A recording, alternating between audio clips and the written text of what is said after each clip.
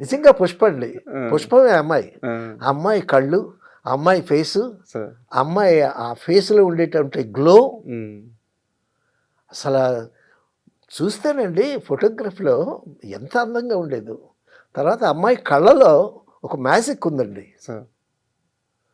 ఆ మ్యాజిక్కే పడిపోయారు అందరూ. హ్మ్. పెద్ద నటి కాదు.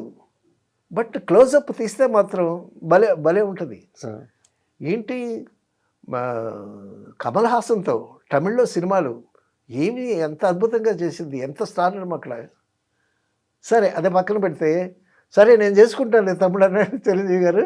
నేను చూసుకుంటాను అన్నారా? నేను చూసుకుంటానని అన్నాడు. హ్మ్. అన్న తర్వాత కాలు మీద కాలేసి కూర్చుంటది హ్మ్.